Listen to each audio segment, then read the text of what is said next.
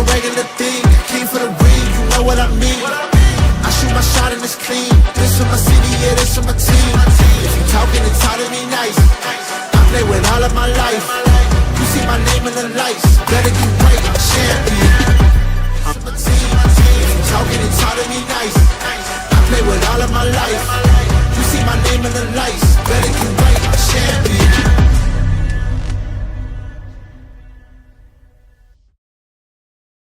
Hello, everybody, and welcome inside a Wednesday episode of YSN Live, the podcast that you love for your lunch break every day. It's Wednesday, February 5th, 2025, and you know what Wednesdays bring. It's Wrestling Wednesday with our good buddy, Gary Altizer. He's joining us. Gary, how we doing today, buddy? Oh, doing pretty good. Glad to be here.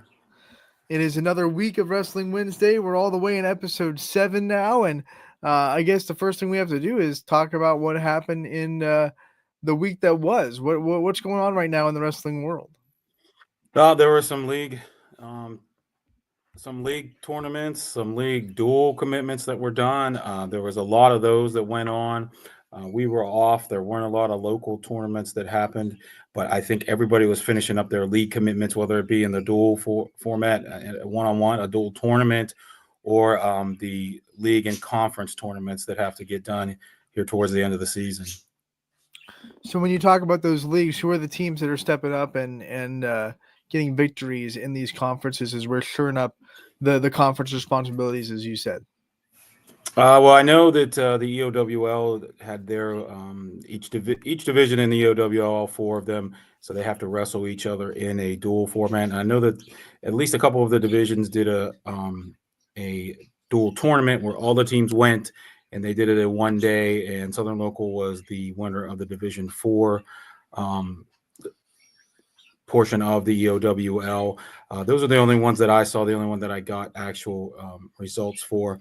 And then this weekend, I know the MVAC is having their league tournament, and there are a bunch of others. And we have our Buck Bailey tournament coming up. So people are just finishing up their schedules right now. This week especially is where most teams will finish up their regular season schedule. Maybe they'll have a duel or two coming up. There won't be many tournaments at all after this Saturday. Now, what do you do in these next couple of weeks? I mean, it's almost like the calm before the storm. There may be a couple of things being shored up, a couple of conference responsibilities, but all in all, you're really just getting ready for sectionals. What's it like as a wrestling room to be in this kind of calm before the storm mode where you're able to tighten up a few things and get into the lab and make sure you're as prepared as possible for sectionals? Well, really resting up and getting healthy. I think that's what a lot of teams do during this time. A lot of teams, you've got bumps and bruises and you're banged up from the long regular season and the grind that it is. So these, having these last 2 weeks after this week off to get ready for sectionals, it's really important to a lot of teams. It's definitely something that has helped us. There's no sense in putting your kids at risk, a week or a couple of days before the sectional tournament. When you've got time, you can use it, go for it.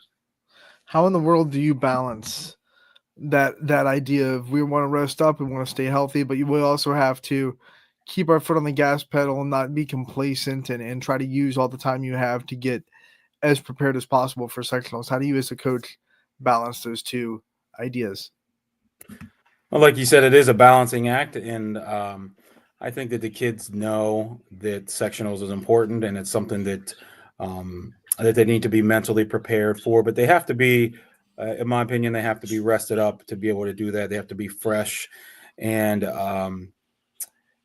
I don't see there being much of a problem with keeping, like you said, keeping your foot on the pedal. We've been doing that all season. It's a long grind, a 4-month long grind. So I don't see these last 2 weeks. Really, I guess if you had more than that off, maybe it could turn into a problem. But most of the time, at least with my team, we seem to wrestle better after some rest. So I'm guessing wrestling isn't much of a sport where you have that whole debate like you do in other sports when you have a little bit of a bye where it's rust versus rest. Wrestling, you just take the rest, right? You want that ability to get healthy because it is such a grueling season.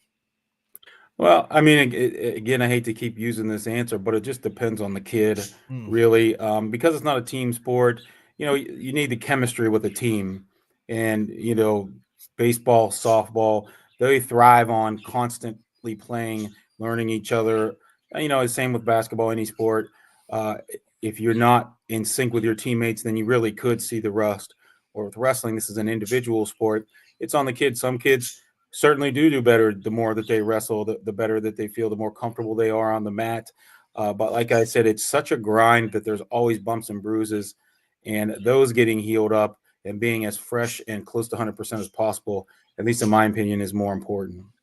We're getting closer and closer to postseason, and pretty soon we'll have our show where we break down the sectionals and we talk about the matchups that come up in the brackets and how we start these postseason runs.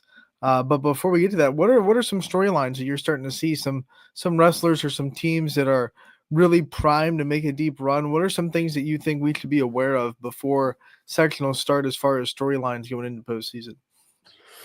Well, they did just there was just the state dual regional tournaments, and the 8 winners from each division of the 3 divisions all wrestled this weekend in the state dual tournament. So there were some teams that were locally involved in that who did not make it through to the state tournament.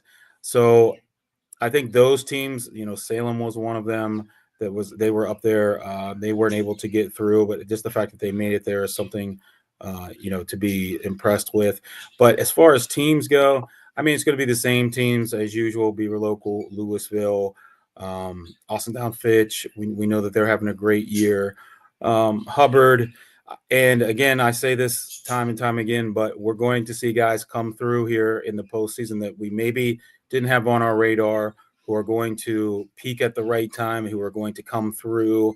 And we're going to see some people that a lot thought would be, in the running for state qualification, placement, or championship, that maybe things don't work out, they get an injury, or the matches just don't go the way they are. It's really hard to predict, and I know that's a cop-out answer, but I still think the teams that we've been hearing from all year, looking at all year, that have had success all year, are going to do well. And for myself, I'm excited to see the surprises, because those are always the fun things about the sport, because there are kids that come out of nowhere, and some kids just peak at the right time. They get right mentally at the right time. They hit the ground running and really surprise you. I know how hard it is to predict, but are there any names out there that maybe you've seen, or names that you think that have popped up in results of this season that you think maybe might be some of those sleepers that you're talking about, some of those guys that maybe you don't expect to make deep tournament runs that do peak at the right time because you've seen them and you know they're capable of that? Anyone that fit that category in your mind? Um, I mean, Johnny Bailey from Southern Local, he doesn't get a lot of press, but he's a really tough wrestler.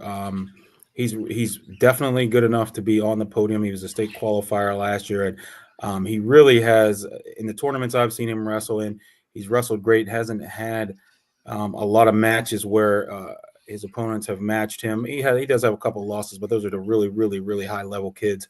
I think he's somebody that we should keep our eyes on. He's a good wrestler.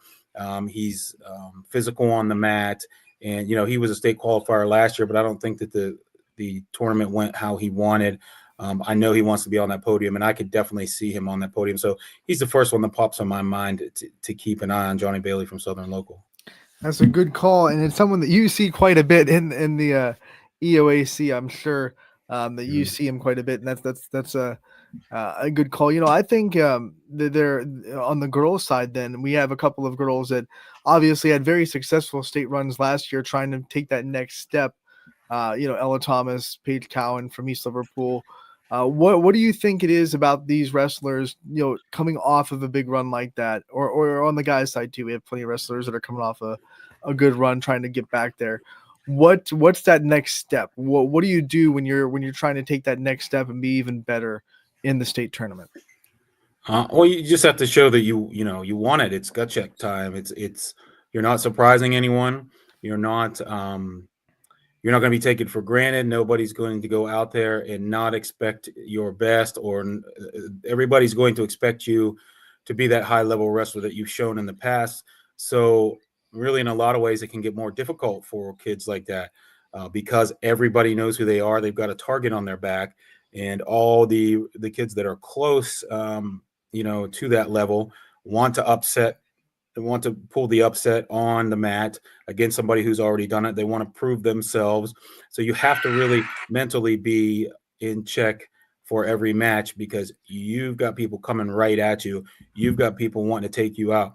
You can't have a bad day because everybody else has circled this match, circled this tournament, circled this date where they could meet you. So it could really get harder. So you really just have to stay mentally in the game. We've talked about this in the past with some of these guests that we've had on here, former state champs who are coming back. And we talked to Keegan Sell last year, and he knew that he had to be on top of his game every single day because everybody in the state knew about him. And we had many other state placers and whatnot on, and it's all kind of been the same thing. They've got to bring it every single day. And that starts in the practice room. They've got to be good in the practice room. They've got to go hard all year long, and they've got to be ready. The cliche is, the closer you get to the end, the harder it is to lose, the more it hurts when you don't make it to that final goal. But the flip side of that, Gary, obviously, is the more it motivates you to get right back. How many times do we see teams at every level, get really close to a championship, and then the next year make that extra move or that extra play or that extra step to get there that time and win it that time around? So I think I'm expecting a lot of big things from a lot of the wrestlers that got really close last year, because nothing motivates you more than getting right there next to the championship, next to the trophy, and coming up just a little bit short for the next year. So I'm really excited to see, especially those wrestlers, take the next step and try to make that championship run in Columbus. Yeah, hey, you're right. You get a taste of it. You want it. And I think this goes for all sports. You could also see a team get really close and not get where they want to be in the next year. Maybe they got their heads down, or what do they call that? That Super Bowl loss hangover. Yep. We've seen that. We see that all the time in team sports. It could definitely happen, with an individual sport like wrestling, because there's definitely a team aspect to it. So, like you said, there's teams that get close. Usually the fire is there. It's burning. And, they want to come out and do their best. And once you get to some success, the kids start to see that they, that they're for real and that they are deserving of the things that they've done, and they start to believe in themselves more, that's when you see the step. When it's mentally taking them to the next level, that's when you'll see the kids and the program really skyrocket, because a lot of times, let's be honest, kids can sometimes doubt themselves, but when they have success and then they see the success and they take a hold of it, believe it, grab onto it, and use it as a catapult, man, can they really go do some special things. Yeah, and I like that you brought up that, of course, getting there doesn't guarantee that you're going to be there next year. You can't take it for granted when you get that close. You use it as fire, but there, things happen. This is sports. You can't write your own story. And sometimes it just maybe a kid catches you early and you didn't expect them to sneak up on you, and just like that, it's postseason. You lose and you're done. So yep. That can be even more heart wrenching than getting back there and falling short again. Right. Absolutely. There's no getting close sometimes hurts a lot worse than just not getting there at all. So. The other thing that happened over the week, Gary, is we're talking about, all these conferences wrapping up and these teams getting really ready for the tournament. We would be remiss to not also shout out that a lot of senior nights are happening, a lot of programs bidding adieu to a lot of the guys and girls that have kind of put in the work for 4 years for a program. Gary, you've been around the seniors all your life. You've coached seniors. You've been through senior nights. What's it like in the wrestling community when seniors get to be recognized in the night and be able to kind of say thank you for all the 4 years that they've put into the program, building up the program's culture? What does seniors mean to you, and how do you kind of send off your seniors at Wellsville? I think it's a little bit of a unique experience because with wrestling, you usually from the elementary school up, everybody's practicing in the same room, at least at the small schools we are. So we see these kids from the time that they're, 4, 5, 6 years old on. We see them the last 12 years.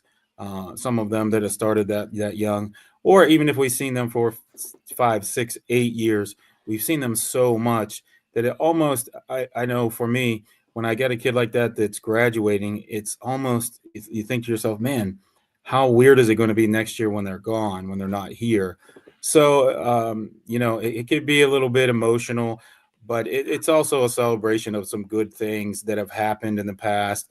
The kids have been on the team, they've been around for a lot of things, and hopefully you've made a positive impact on them that they'll look back at their time wrestling and their time with you as a coach and see it as something positive. So we try to send our kids off, as best we can. We recognize them at our winter sports senior night. That's at a boys' home basketball game where we'll have wrestling, bowling, cheerleading, and basketball recognized. And then we have our Buck Bailey tournament. And fortunately for us, it is at the end of the season where we can just get the spotlight on them and just the wrestlers. We'll recognize them there too before the finals. So we try to do it up for them, make them feel appreciated as much as we can, recognize them as much as we can. Since you are the head coach of Wellsville, and I'll give you the opportunity. Why don't you just shout out your seniors and what they've meant to your program? Yeah, so I have 3 seniors on the team. I have Riley Barney. He's a kid that he started wrestling at the Tiger Mite level when he was younger. He was very successful there, state qualifier a couple of times. Then he took some time off from the sport and he decided to come back as a sophomore, splitting time with wrestling and bowling. And then this year is the first year that we've had him as just a wrestler, and he's really come through. He was able to win the East Palestine tournament in his weight class. He's placed several other times this year. He's had a really great season. I also have Xavier Pooley. He was a first-time wrestler ever in his life last year as a junior. He's a senior now.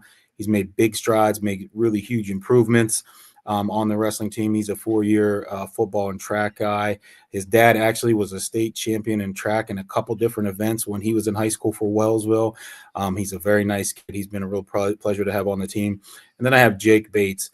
Anybody that's watched Wellsville wrestling the last 4 years, they know Jake because he is the kid that I've talked about a million times. He's never missed a single practice. He's never missed a single match. He's never missed a single wrestling commitment with us in his 4 years of wrestling. He started as a freshman. He's a senior now. He's there every single day.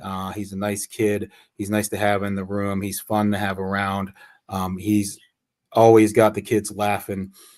So those 3 guys, they're a pleasure to have in the room. I'm definitely going to miss them next year. It's going to feel a little weird without them.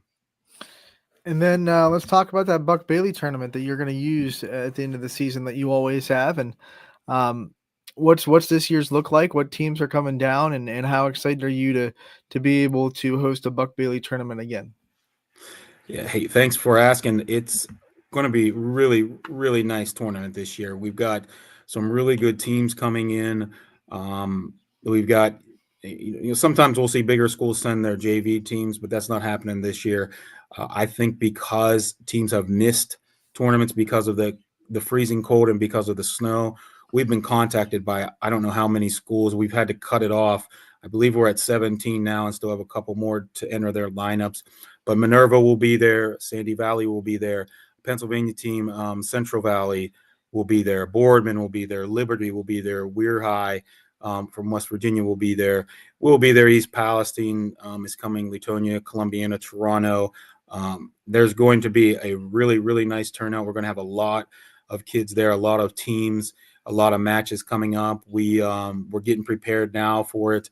Plan to have a great coaches room, which every coach that's watching knows how important that is. We're going to have a good coaches room going there, but we're also going to have some good wrestling going on. I've been working with the tournament director the last 2 weeks to make sure that we are prepared 100% for everything that's happening.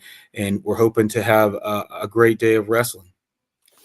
Have you gotten all the volunteers you need for Buck Bailey? Do we have to send out the bat? So. Do we have to send out the bat signal here on YSN Live? Well, I've got some volunteers. Hopefully, they all come on Saturday morning. I think I have enough. I've had a nice response from the community to help and to donate food to the coaches' room and to the concession stands. I appreciate everyone. I've had people from outside of the community wanting to donate things. People that I only know because of this show and they added me on Facebook have messaged me wanting to chip in. So I really appreciate the outreach from the wrestling community and the kindness that they've showed me and our team. That's definitely going to be fun, Gary. And then before we end that segment and talk about the Buck Bailey, can you talk about what it's honoring and Buck Bailey and how it kind of got started too? Because I think we do that every year, and I think it definitely deserves a shout out to maybe new listeners that don't know why you guys have this or what it's honoring. So we had the Wellsville Invitational is what it was called. It's been around for 30 something years, as far as I know, maybe even longer than that. And then 10, 12 years ago or so, the name was changed to the Buck Bailey Memorial Invitational. And that is in honor of a gentleman in town whose name was Buck Bailey. He had sons who wrestled, and he was a huge Wellsville wrestling supporter.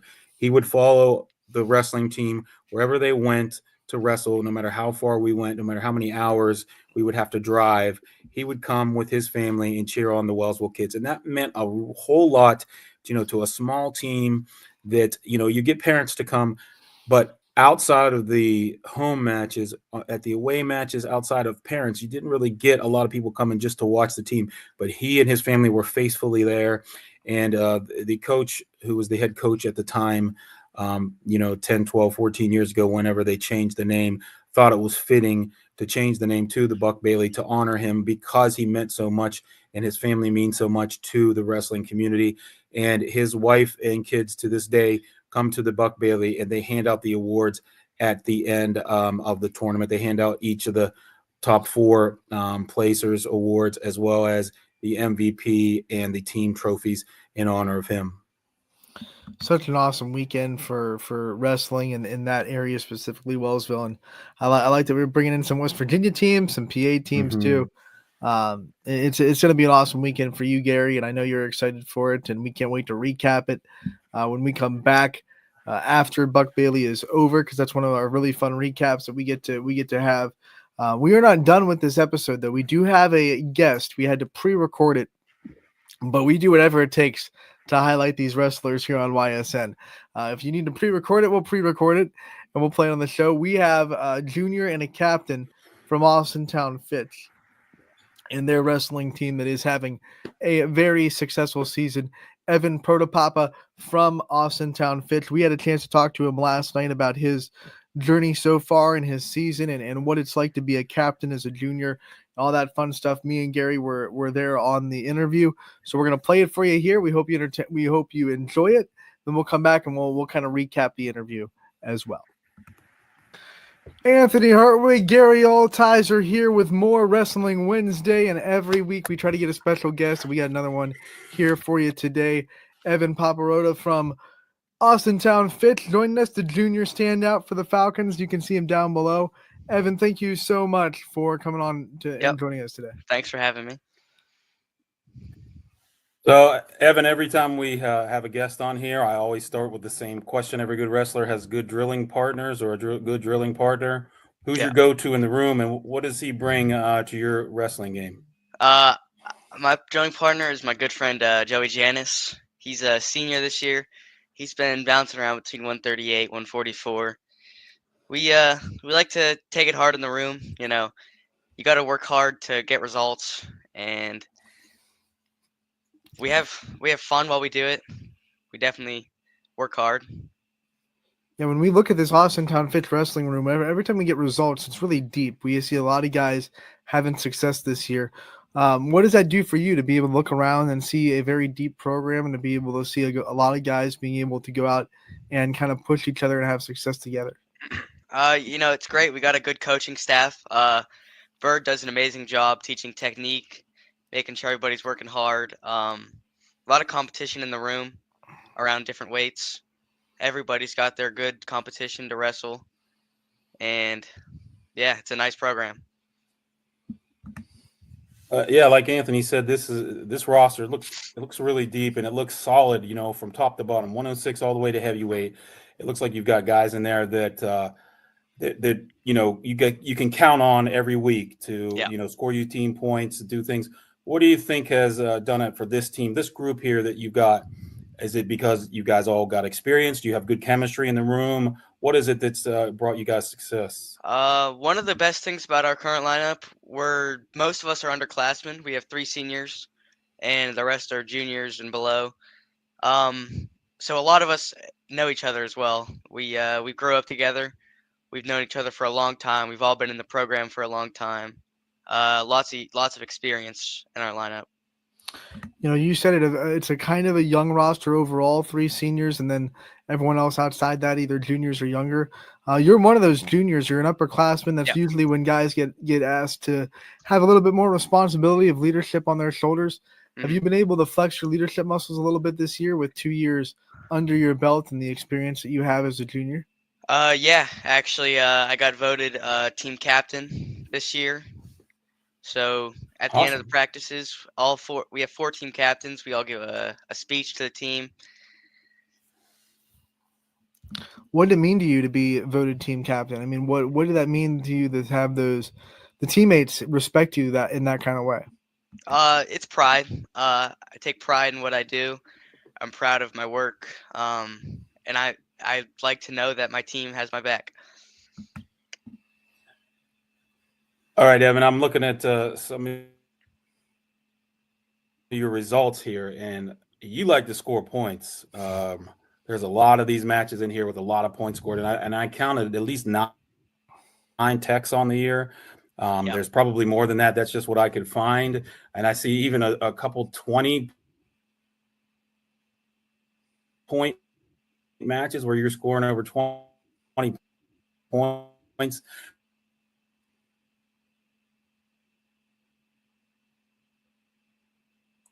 You there? Did you guys cut out on me I for think a you second? cut off Ian? at the very end, Gary. Sorry. I'm just. What are your go-to moves, Evan? That are helping you to score these points. That's a crazy amount of points. I take it slow and neutral. I'll be honest. I go for a single leg. If I can't get that, I wrestle pretty defensively. But when I get on top, that's where I like to be. I like to throw that Yeah. right leg and run top. We all know how physical wrestling is, but I also like to ask wrestlers about the mental part of the game. When you're in that circle, it's you and the other guy. There's no one there to help you anymore. What's it like to be in that mental state, and how do you get yourself mentally prepared for a match? I like to pace. I walk back, keep it in my head, tell myself I'm gonna win. I mean, you got to go into the good mentality. A lot of people beat themselves up before the match, go in with a losing mindset. It's all about how you go in mentally, and I like to keep a good mental attitude going into a match. Have you cut much weight this year? I'm not a big fan of cutting weight myself. I like to stay within like 2 or 3 pounds of my weight class. Oh, well. Okay, so then this might not apply to you. We ask this every week. You've had a hard week of keeping your weight down. You step on, you're a 10th under. The anxiety from making weights off. What's your go-to after weigh-ins meal? We've heard just about everything, so we're always looking for new foods to come into the show. I love eating chicken and rice after weigh-ins. Oh, That's okay. my go-to. I think that's new. I don't think we've had anyone That's say new. chicken and rice. No, that's the healthiest choice we've heard yet. So that's very new. When did that start? Did that like become a meal that you kind of gravitated towards, or was that always something that you did during the season? So my whole life I've loved Japanese chicken and rice, and freshman year I didn't really have a meal. I would just go in, eat what I had. But last year I started to like focus on what I'm eating right, and chicken and rice has been my go-to source of carbs. All joking aside, wrestlers go through a lot in this sport. The practices, it's a long season. It's a physically demanding sport. It's a mentally demanding sport. I'm sure to go through all that, you have to have something that drives you, some fire that's inside of you that keeps you motivated. What's that for you? What are some things that keep you motivated during the season? It's got to be my coach, Coach Bird. He does a great job motivating us. He keeps me wanting to come every day, wanting to work harder to get better, and he motivates me to. I want to see results. I want to get to be the best I can and keep working at it.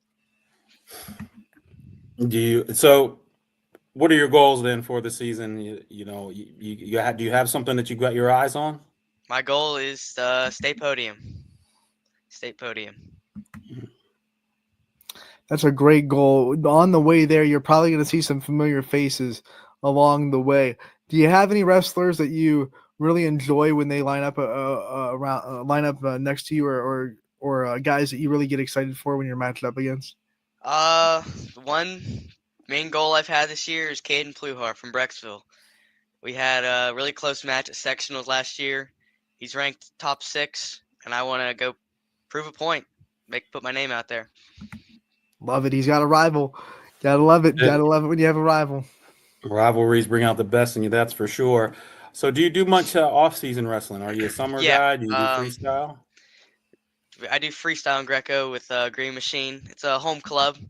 A lot of local teams, but the practices are in our home gym at Fitch. Green Machine's been around for a while. That's a good way to get that work in the off-season. Yeah. How much does that experience benefit you in the high school season? How much do you lean on your experience that you get in the summer when high school season rolls around? It's great. A lot of conditioning, 3-minute periods. Make a lot of new friends. A lot of local teams that I don't get to see. They're coming for Green Machine. I get to work hard with them. It also helps with pace. It's a different pace when you're wrestling freestyle, and the Greco definitely helps for upper body when people try to throw you. It's definitely just a different feel that you kind of need.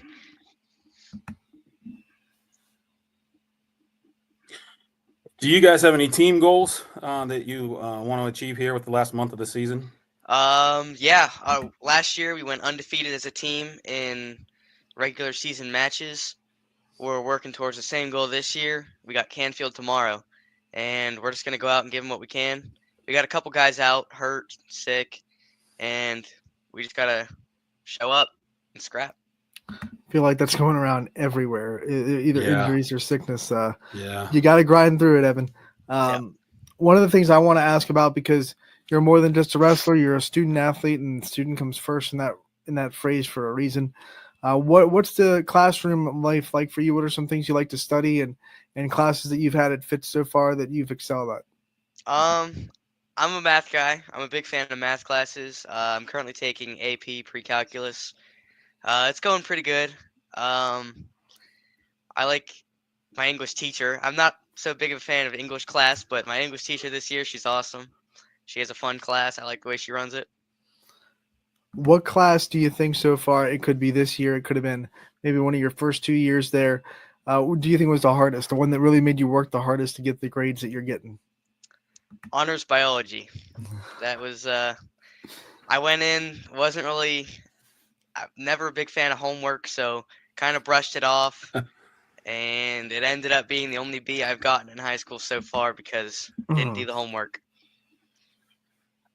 AP pre-calc. So are you the math guy on the team? Does everybody come to you for the math help? Not really, actually. That being said, when we talk about this team and some more off the mat stuff that you guys do to bond, what are some ways that the team does bond off the mat when you're not wrestling? A lot of times after matches, we like to go out to dinner together. A lot of us hang out as well. We're friends outside of wrestling. And yeah, just going to dinner, hanging out. What's the team's favorite post-game meal? We tend to go to a Japanese place out in Boardman or Denny's. That's like as American as you can get and as foreign as you can get. Is the two answers right there. I love it. I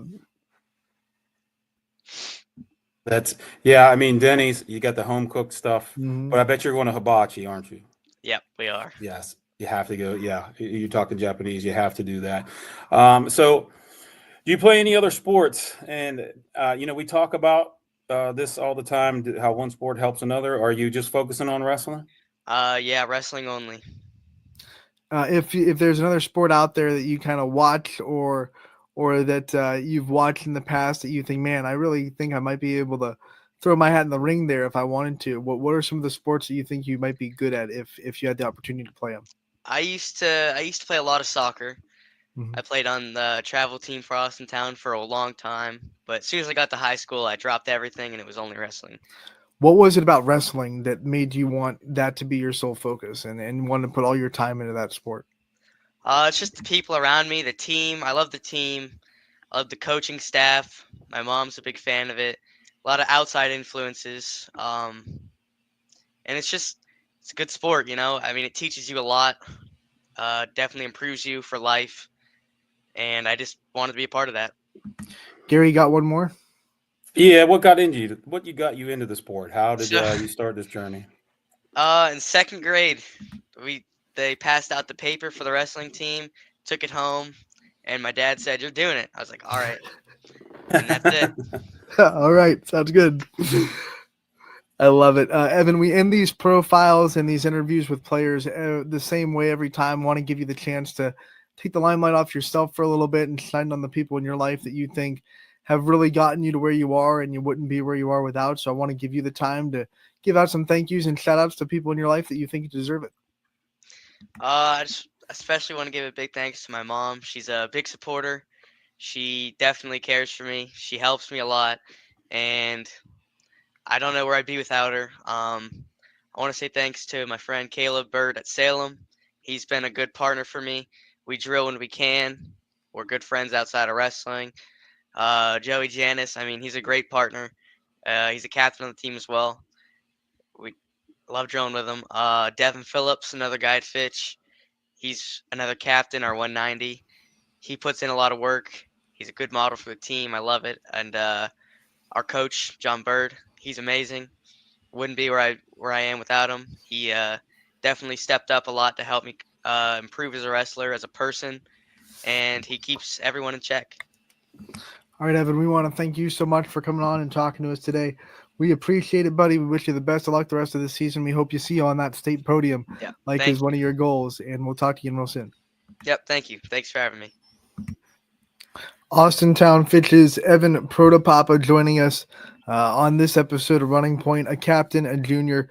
Gary, what were some of your biggest takeaways from that interview that we were able to conduct last night?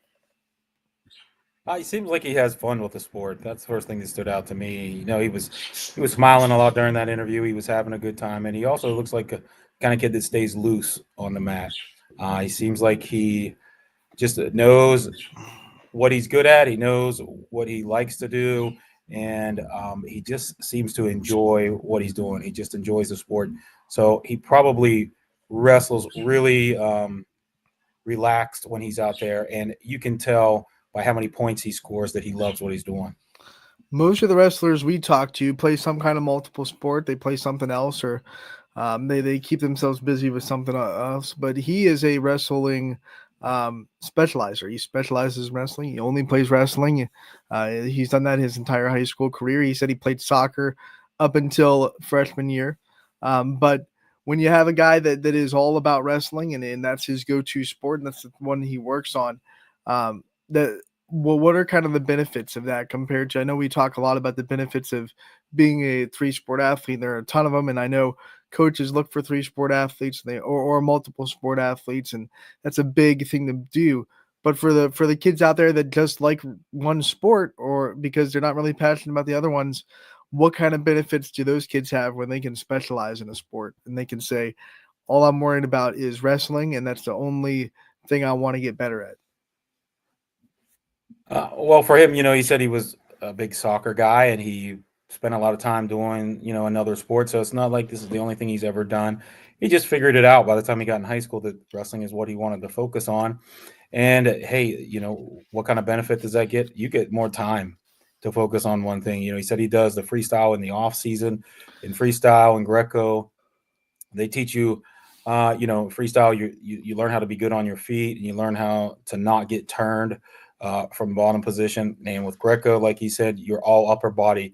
You're learning throws. You're learning how to be strong in a neutral position.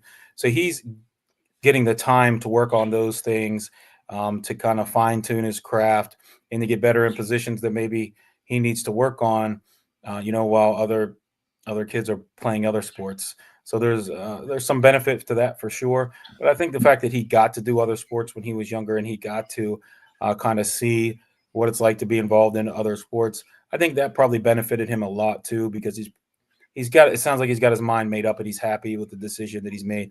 He won't go back and regret not doing something else because he did already do that.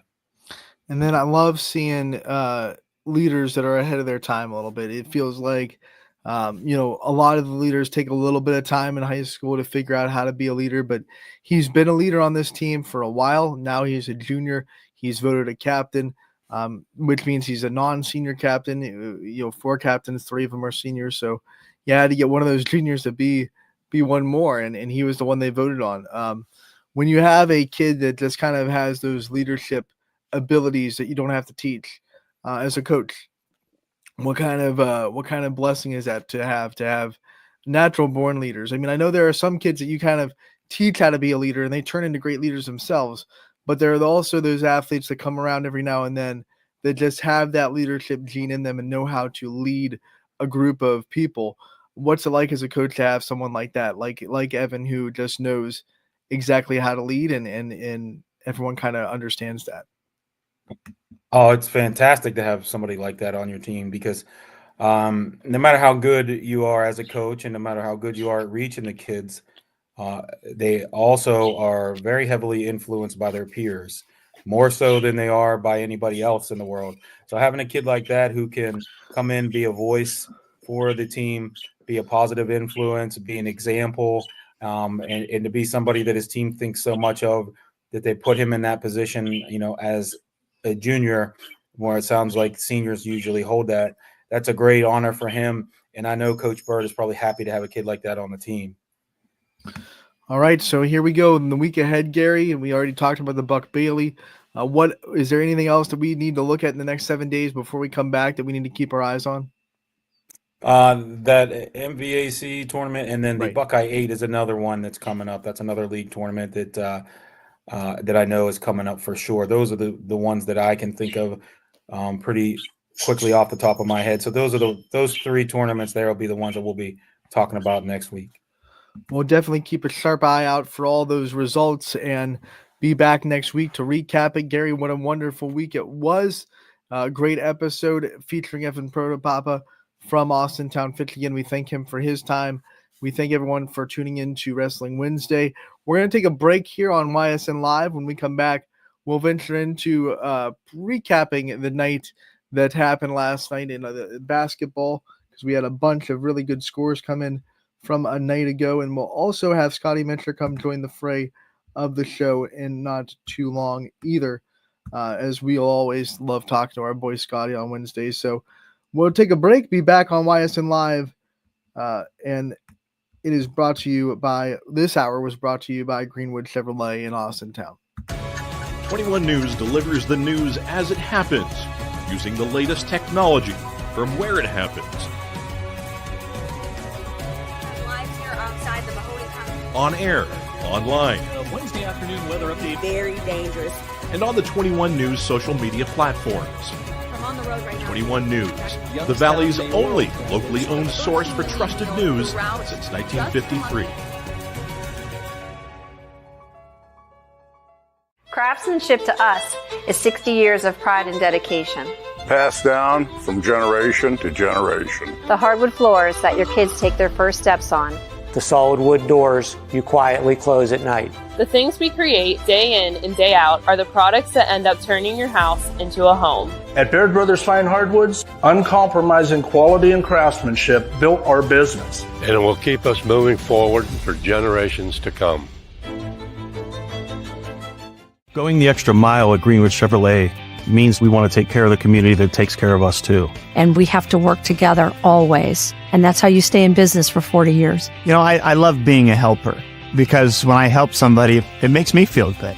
It means a lot that I can make a difference in others' lives. So I will do everything I can and just being there for them every step of the way. I want them to know within the first 5 minutes that they could depend on me. That's what going the extra mile means, only at Greenwood Chevrolet.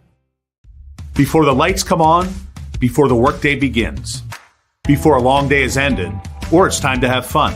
It all starts with the people at Joe Dickey Electric. From replacing a light fixture in your home to building a substation for your business, no job is too big or too small. The people of Joe Dickey Electric power them all. Joe Dickey Electric, over 60 years of powering the Mahoning Valley.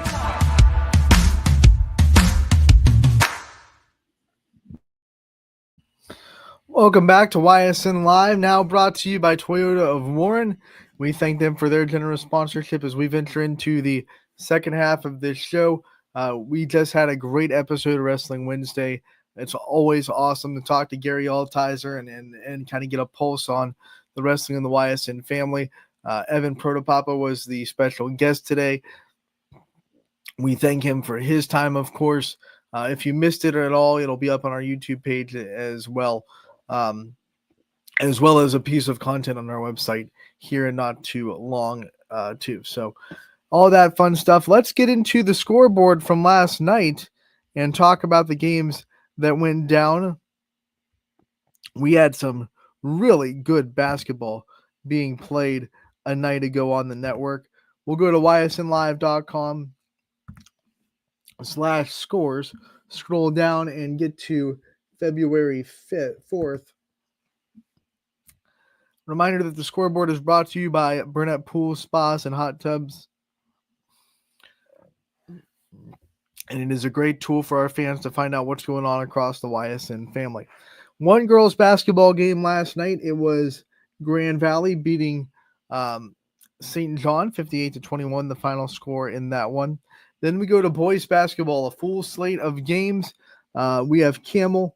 They got the win over Lordstown. Got the win over Lordstown 74-46, the final score there.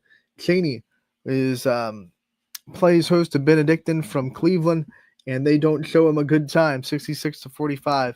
Cheney all over that one. Perry traveling to Lakeside, and it is Perry that gets the win, 73-66. On the other end, West Branch gets a win over East at home, 54-46, the final score there. Badger on the road edges out Fairport Harding by 1 point, 63-62. One of many games that came down to the wire last night in basketball. 53-41, Beaver gets the win over Quaker Valley. Howland and Boardman, another nail-biter. Boardman gets the 1 point win, 67-66, the final score there. And then if that wasn't enough, we have another 1 point game. Jackson Milton upsets Camel, 74-73, the final score there. The Blue Jays with a big win inside the MVAC Scarlet tier. We go to Warren Harding as Canfield went to town, and it was a low-scoring defensive affair. Warren Harding gets the win, 35-28 over Canfield. They sweep the season series with the Cardinals. Mooney goes on the road and absolutely spoils JFK's home finale. This is the last home game for JFK. They have 5 games left. They'll end the season on a 5-game road trip, and they'll have to do it with a rebound mentality because Mooney came in and got the 56-49 win over the Eagles. Liberty and Champion. Champion goes to Liberty, gets the win, 54-36, the final score there. Crestview travels to Garfield. The G-Men get the win, 50-43 over Crestview in the MVAC grade tier. EOAC action, East Palestine all over Latonia. Big score for East Palestine as they put up 83 points in the 83-52 win over the Bears. Edgewood gets edged out by Harvey, 77-58, the final there. Louisville, they fall to Hoover, 66-56, final score. Beaver Local all over Hubbard at home, 73-49, the final score there. Owen Hill, another big game for him. We've been saying that all season for the Beavers. Girard gets a 2-point victory over Lakeview, 59-57. Big one for the Indians. We go to Valley Christian. They edge out Lisbon, 58-54. The third quarter was the difference. Every quarter was close, but the third quarter, Valley Christian scored 25 points in that frame alone, and it was just enough to get past Lisbon in a 4-point victory. That was a scary situation for Valley because they have Columbiana coming up next on Friday. So if they would have lost to Lisbon, Columbiana would have had the chance to take that outright lead in the EOAC. Now, Columbiana, the best they can do if they beat Valley Christian is tie up the top. Western Reserve gets the win over Lowville. Another close final, 71-68. There was something in the water last night as everyone was just playing tight one-possession games. Pymatuning Valley, that was not a one-possession game. They take care of Maplewood, 67-49. Austintown Fitch hosting Massillon, Washington. The Tigers are all over this one, 83-63. The final score there. Grand Valley gets the win at home over Matthews and the boys-girls doubleheader. This time the boys get the win, 61-34. Newton Falls able to beat Brookfield, 48-35. Brady Hammond had 23 of the 35 Brookfield points, so Newton Falls made sure that there was no other contributing scorers. They knew Brady was going to get his, but they made sure no one else helped them out. So a great defensive performance from the Tigers. St. John loses to St. Thomas Aquinas, 82-43, your final score there. Poland gets the buzzer beater with Carmine Tucolo, a deep three from the wing to beat South Range and tie up the top of the NE8. Big win for Poland, 61-58, the final score in that one. LeBray all over Southeast, 73-46. Middle Ridge is able to edge out Springfield, another one-possession game. It was the theme last night, 50-47. The Rams get the win. 48-42, a close game, not one possession, but close. Niles gets the win over Struthers. Southern Local able to get a one-possession win. Are we getting the trend yet? Is it getting redundant yet? 41-39 over United. A very close one down in Akron as Hoban just barely escapes Ursuline, 70-65. The final score in that one. McDonald with a 20-point win over Waterloo, 54-34, your final. Columbiana takes care of business against Wellsville. Once again, big matchup on Friday in Valley Christian between Columbiana and the Eagles. Columbiana wins 60-36 over the Tigers. Wycliffe, they go to Conneaut, get the win 56-48. The final score there. Wyndham all over Chalker, 62-23.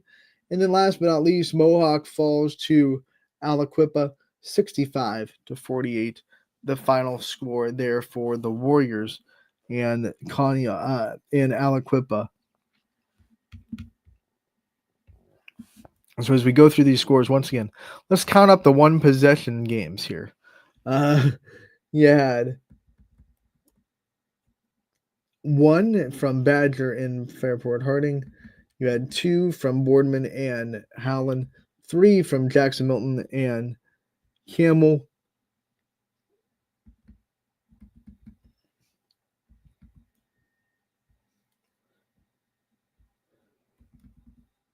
You had one from four in Girard and Lakeview.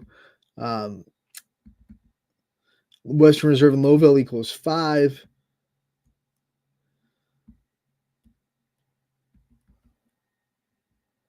Middle Ridge and Springfield is 6. Poland and South Range is 7. United and Southern is 8. So 8 one-possession games last night. And then a couple more that were just barely not one-possession games. They're probably the best night of basketball as far as competitive games and entertaining games that we've seen all season. And that just proves to you that these teams are hitting their stride right now. Like these teams, especially on the boys' side, when a lot of teams had to start a little bit late because of football tournament runs, playoff runs. In late January, early February, that's when you start to see a lot of these teams be exactly what they're supposed to be.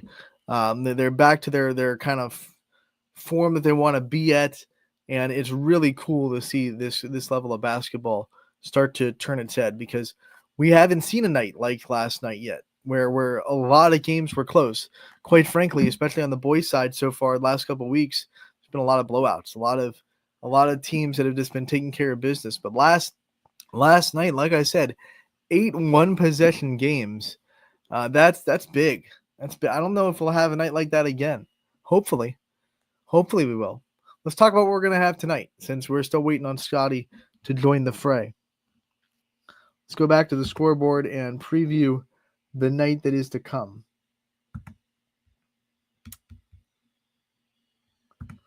So we'll go back to February 5th. And we see that boys basketball tonight, you have St. John hosting St. Martin de Porres. Newton Falls will be hosting Liberty. You have Lisbon going to United, and Wyndham will be hosting Lordstown tonight. Girls basketball, you have Liberty and Lisbon playing right now.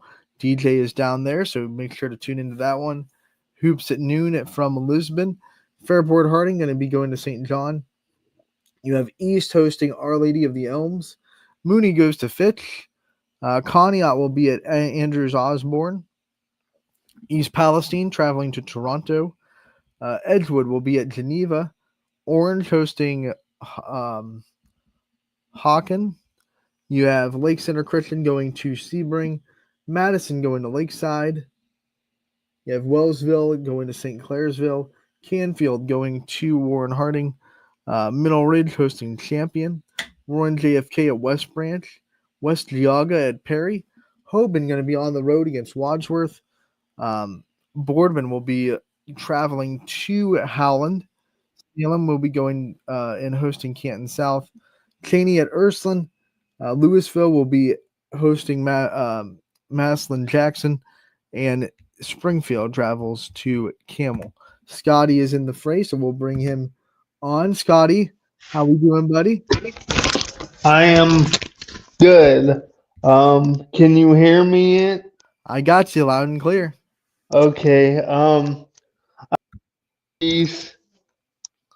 Keep these headphones on. If that's okay. I don't care. You do you, buddy. Okay, and I'm not late or anything. No. Okay, we're good. You're right on time, like always. Right in the nick of time, Scotty comes sashaying through. Nick Scotty, of time. We and just welcome back, Anthony. Thank you, Scotty. I know you haven't seen me in a while, and I'm happy to be back. And as you can tell, I'm trying to be a little bit more healthy. Got the water bottle instead of the Mountain Dew. There you go. Healthy choices. I'm doing the same because I got a bit of high cholesterol. Now, I will say it. I will say I am not cutting Mountain Dew completely out of my system. There's no way that would be just a miserable life because I like Mountain Dew. But I am drinking less, and I am also supplementing it with water. So I'm not going to be one of those people that all turns a corner and says, I'm going to eat nothing but kale and greens and become a rabbit and be ultra healthy. Like, if you enjoy that, then more power to you. But I'm not going to be one of those people that like force feeds myself things that I don't like just because it's healthy. I will live a healthier lifestyle for sure. I don't want another kidney stone. Oh, Scotty, I don't know if you've known anyone that had one, but I know it's supposed to be like super painful. Scotty, it was. Now I haven't experienced a lot of like pain in my life, so I know this is probably like there might be people out there that have gone through worse that are rolling their eyes at me, but worst pain I've ever felt in my life. Oh man, yeah, I've heard it's like the guy's equivalent of like childbirth or something. When they asked me like scale of 1 to 10, where's your pain? I said 9 because I figured 10 was reserved for screaming in agony, like you can't even take it or you're gonna pass out pain. So I didn't want to say 10, so I said 9, but that's where I was. So it wasn't fun. It wasn't fun. But all that aside, things went as about as smooth as they possibly could because I was able to pass on my own, didn't need surgery. So all that stuff went as well as it could. But thank you for welcoming me back, Scotty, and thank you for having a great show with DJ and Gary last week. And being able to hold down the fort for me. I know everyone at YSN was able to kind of pick up a couple of things while I was down and brought home a virus from the hospital. It wasn't a fun week at all. But now let's have some fun, Scotty. We just went over the scoreboard. I know you've probably looked at it from last night to get ready for the show. What were some of the scores from last night that you really liked and that caught your eye? Well, I wanted because I caught the Newton Falls in their victory, boys against Brookfield. Yes, and I guess if it's okay, I wanted to touch on that a little bit. It's they're off to a great start this season. Second in the conference as of now, and last night they had a well-balanced attack. And they're a school, I never really talk about, but a good friend of mine, he went to Newton Falls, and he had that pride about their basketball program. So I wanted to know what impresses you most, Anthony, about them. Well, I think the one thing that makes them really tough is that they have 3 or 4 guys at any given night can kind of go off for your 15, 20 points per game because they have that kind of talent. But besides that, they just play really good fundamental defense, and they kind of slow the game down when you let them. You look at that Brookfield offense, it's really hard to defend, especially, Brady Hammond, who is one of the best freshmen that we've seen in a while. He scored 23. He had a good night. But what Newton Falls did on defense was said, okay, you're going to make your plays. We'll try to defend you, but what we're going to do is we're going to make sure that none of your buddies come in and help you. And no one else was even in double figures. He had 23. Brookfield finished with 38 or 35. Brookfield finished with I got to get on. Hold on. I got to switch it back to last night's scoreboard. Brookfield finished with 35. So when one guy has 23 of your 35 points, I think the defense is okay with that. Hey, you didn't have any of your complimentary scorers come in and help him out. So it was one of those game plans where you're like, hey, we're not going to completely stop this kid. He's too good. But let's make sure that he doesn't get much help from outside of himself. So Newton Falls played really good defense like they usually do. And then when you add all of that to the fact that they're coached by an absolute legend in Roy Simbach, I mean, you can ask a lot of coaches in the area, and I'm sure not many of them would have at some point in their coaching career been impacted by Roy Simbach in some way, shape, or form. So it's a perfect storm for Newton Falls. They're always good, but now they're kind of taking that next step into trying to have one of those years where they're one of the serious contenders in the area. Yeah, and we'll see if they could get to that next level, but it'll be very intriguing to see if they can keep up at the pace they're on, maybe even compete for the number 1 spot in the conference. Still got a ways to go, but I thought that one, and I'm going to continue to keep an eye on them as the season goes on. Yeah. I also thought in boys, continuing on the boys side, I thought Poland giving your Raiders it's that big first win, right? conference, the first conference loss of the season, that Poland showed that they're here and they're ready to go and compete again. And they're you always making me sound biased by saying it's my Raiders. Okay. I love all my teams, Scotty. My teams. I am a Raider alum, but Scotty's always trying to put me in hot water and making me sound like a homer. Yeah, well, you do that with me in Lowville. I'm a Lowville and Camel Memorial. Oh man, Scotty. Homer. But yeah, no, it was a big win, and it was a buzzer beater by Carmine Tucolo that gives them the win. And what that does is it evens up the NE8 with, I think, 2 league games to go for both teams. So they don't play each other again. There's no chance for the Raiders to kind of get that lead back. If it keeps pace, they'll have to share. That's just how it's going to go. It's a big win for Poland at home. They fell the South Range earlier on in the season in the Thriller Dome. So Poland, big victory for them, and it ties up the top of that NE8. The boys, a little bit more clear-cut than the girls' side of the conference, where we see still going into tomorrow 5 teams technically alive in the NE8, 5 out of 7, still with a little bit of a chance at that championship. But on the boys' side, it's a 2-horse race right now, with South Range and Poland both with 1 loss going towards the end of the season. Yeah, and it's gonna be a fun. So in your mind, because the teams have split the meetings last night with the buzzer beater. So is there like one factor you think that will determine? Did you see anything from these 2 meetings that you think could greatly influence who comes out on top between Poland and South Range?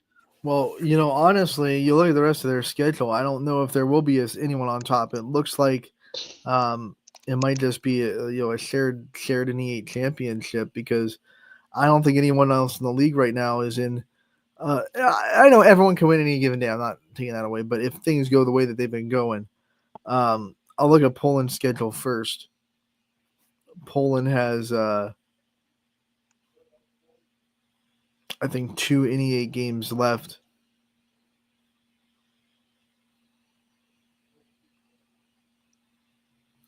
So Poland is going to still have to play Struthers. Just 1 NE8 game left, actually. Struthers, that's it. So Poland has 1 league game left, and the first time they played Struthers, it was a 7-point win for them back in January, so pretty close game. The Wildcats have a little bit of chance. At South Range, they have just 2 NE8 games left. The next 2 games, Niles and Girard. The first time they played Niles,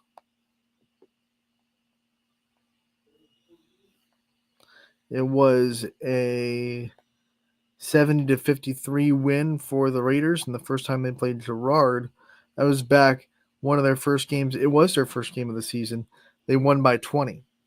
So if you just take the last time all the teams played, you would say, well, South Range is taking care of these 2, and Poland played a pretty close game with Struthers. So you'd give, if you wanted to pick one team that might have a better chance of ending with an outright championship, maybe South Range. Because they have 2 teams in the schedule that they've really taken care of. But at the same time, you only have that 1 game left for Poland. If Poland wins against Struthers, that's it. They are conference champions. They've guaranteed a share. And you never know in this NE8. Teams can sneak up on you. So you got to be careful. But it's looking a lot like a tie at the top, if I had to kind of give percentages of what it's looking like it's going towards. Yeah, in Struthers, they're coming off a win, I believe, last night as well. So, they're gonna be ready. That was a game. They got off a win too. They got it. Yeah, Girard's coming off a win. So these teams, they're gonna want to be the spoiler for sure.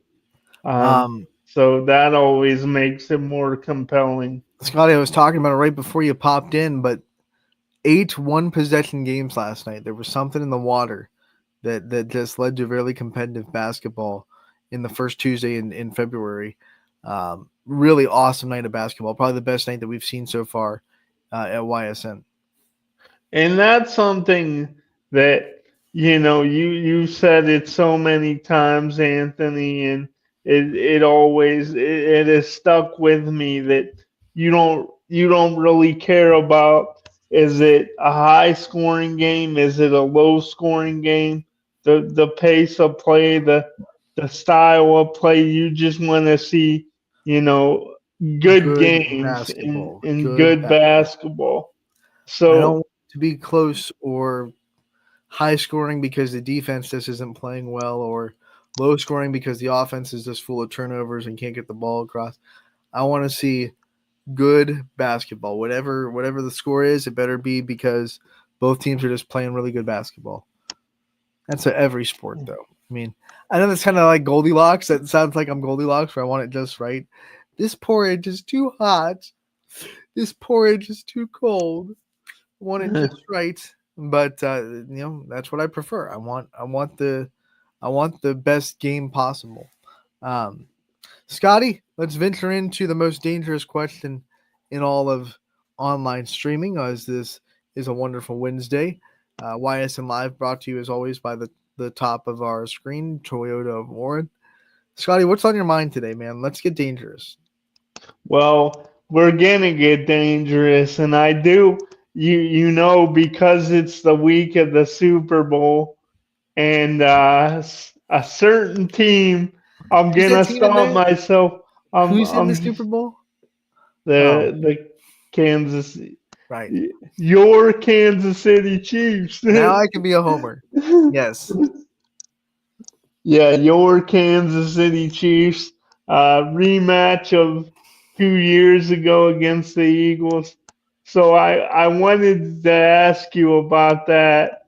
But first off, I thought we had some good conversations on the show last week. Me, Gary, and DJ, and I always have a great time picking their brain, and sometimes I'll fire off too many questions at once, Anthony. But I wanted to get your thought on this. What has wrestling kind of taught you now these several years that we've really been diving into it with Gary from a competitive perspective? How has it changed your view, not just on the wrestling landscape, but in all of sports? What are some of the biggest positives you've been able to take away from it since we started covering it? I'll tell you what, and I don't want to sound like I didn't have respect for wrestlers before we started Wrestling Wednesdays with Gary, but it just shot my respect for wrestlers like way, way up, because there were so many things that like I didn't understand about how hard wrestling was. Like I didn't understand the cutting weight and how much you had to really watch your weight throughout a season and how hard that can be for some guys.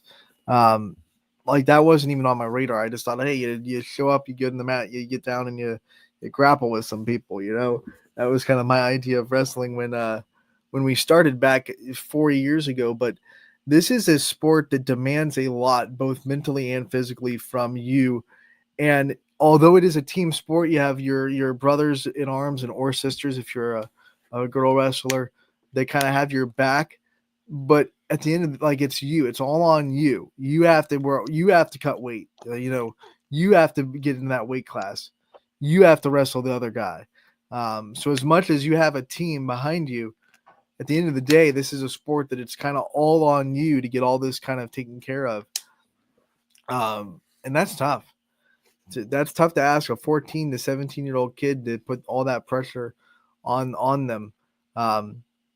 And we've seen nothing but just class, greatness, and just so competitive wrestling in our area. And once again, I think we kind of say this in every sport, but I think it's true. You look at the wrestlers that we had in state last year, just from our neck of the woods. You could argue best wrestling area in the state, and since Ohio is one of the best wrestling states in the country, you got to put Northeast Ohio in the top 10 regions of wrestling in the country. And that's just given me a whole lot of respect to what we have in the area for this sport.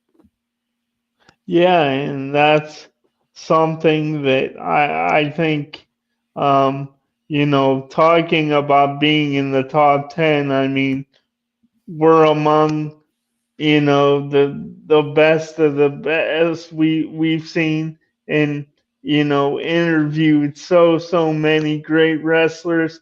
And that's I like that you hit on you just kind of, before you would think about it, maybe not so much in depth, and you thought it was just about going out there and wrestling, and not so much about, am I at my ideal weight, am I mentally prepared and ready to go out there. I think that's a big thing too, because it's something that I greatly underestimated before we started doing the shows with Gary, was just how big the mental side of wrestling was, and how you kind of had to find that perfect sweet spot and get in the right mental state. And we've had many different wrestlers on, and some love music, to get in the zone, and then some think it gets them a little too pumped up. But wrestling, it's just so much more mental than it is physical, and I didn't realize that when we first started covering it. Yes, you got to be in great shape. You want to, have a good technique when you go on the mat trying to win, but your head has just got to be right, because you don't necessarily have the people you could lean on or fall back on. So that's the biggest thing to me, Anthony, was I greatly kind of undervalued the mental side of wrestling at first. And then I also got to give a shout out to the wrestling community, because what they've taken this Wrestling Wednesday and ran with it, and we get so many views and so many when am I going to be on Wrestling Wednesday? When is this going to be talked about on Wrestling Wednesday? Like the fandom came out of the woodworks as soon as we started to cover the sport more. So that's something that I didn't understand either, how many people were so passionate about wrestling in this YSN family. So that's also something that the coverage of wrestling that we've been able to do here at YSN has kind of taught me that, like, yeah, there's a lot of people that like this sport in this area. It's not this little brother where, oh, it's cute, you're like, no, it's like it's got its whole unbelievable fandom, and we've been embraced by them, and we're so happy that one, Gary's been able to come teach us Jacamos about wrestling that didn't know anything about it before we started, and here we are now. So once again, shout out to Gary Allitizer, buddy. I know you're not on the live right now. You've kind of we're already past Wrestling Wednesday, so I can say it without feeling like it's pressure to say, because he's right next to me. Gary Allitizer has been a champ. He has, for sure. Scotty, I'm going to invent I'm going to invent headphones that can just clip on your head, and they don't slip. Yeah, I see you on the struggle bus over there. Yeah, next week, I think I'm just going to go back to using the sound from my computer, so I won't have these issues going forward. But another thing, Ian, too, with you being, you're kind of like the ultimate advocate for girls sports. You're always making sure it gets its just due, but the wrestling for girls over we've seen it continue to grow, and now it's an officially recognized sport by the OHSAA. So let's go. And by the way, Scotty, perfect segue. Happy National Girls and Women's in Sports Day to all the great female athletes out there that I know and I'm friends with. You guys all rock. We support you. We love watching you play. So happy National Girls, Women's in Sports Day. That's awesome. First Wednesday of every February, we celebrate that. Was there one? I'm assuming it was somebody in softball. Anthony, do you have like one like core memory, women sports wise, somebody that like really got you into sports on the women's side? Well, I'll tell you what. My fandom started in high school when I started really liking and following women's sports.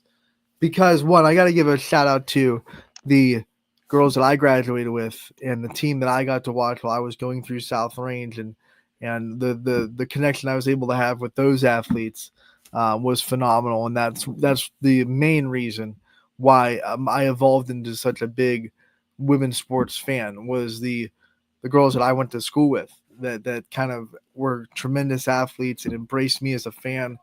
Didn't think I was just some weird kid coming to their games. They actually treated me like I was a part of the team. So that was a big thing. But it was really started with basketball. And the basketball team that I followed and that I had my classmates in girls basketball, class of 2011. Shout out.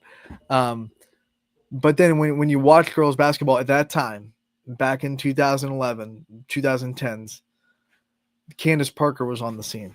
And when you see Candace Parker dunk, and it's one of the first women to dunk in college basketball, Lisa Leslie did it when she turned pro. But that was just like, you had to watch. It was phenomenal. So I would say Candace Parker was probably the first like national name that caught my attention. And in Tennessee, Lady Vol basketball, Pat Summitt, those hallmarks of women's sports. And then, you have at the same time, you have Aaron Gabriel, who's in the area and going to high school right around the time that I went. She graduated 1 year after I did. So you have her playing for Poland right down the street. You get to watch her play. My mom and her dad worked together, so I knew her pretty well. She goes to Tennessee, so I start to watch Tennessee softball, and then it all just kind of evolves from there because that's like the best of the best of the best. So once you watch that level of sport, you kind of get hooked to it. So, but yeah, I would say the first national women's athlete that kind of caught my fandom was probably Candace Parker. Candace Parker, yeah, that's a excellent choice for sure. I would go with, because it's kind of myself and my brother, we would get into it when we were younger. And so I would probably go with Jenny Finch. Okay. For me, being one of the first. But we were really compelled. I don't think people realize, Anthony, that haven't given women's sports, and more specifically like softball, I tried just how quick they can zip the pitches in there when they're on the mound. And it's just a lot of times the pacing for me, and just the pace of play during games is something that really got me hooked into the game a lot. And you'll see that like some hitters, they're hacking away, taking that more aggressive approach, and then you see hitters that are more selective. But Jenny Finch, and the way she zipped it in there, it was one of the early girl sports memories that it'll always stick with me, because that's when I started paying attention, and it kind of had a domino effect from there, and I paid attention more and more. So I'm sure you've seen the video of J.D. Finch striking out Albert Pujols, right?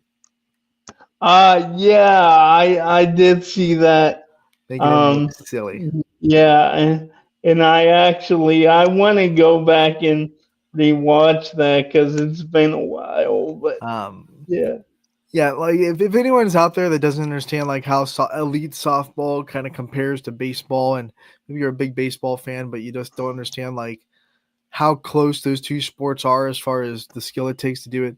There's a great episode of Sports Science, which used to be a feature on SportsCenter and ESPN, that kind of breaks down the comparison between like the reaction time for a batter, for example, from a softball being pitched at 67 miles an hour from 40 feet away compared to, the pitches that are thrown 95 miles an hour from 60 feet away.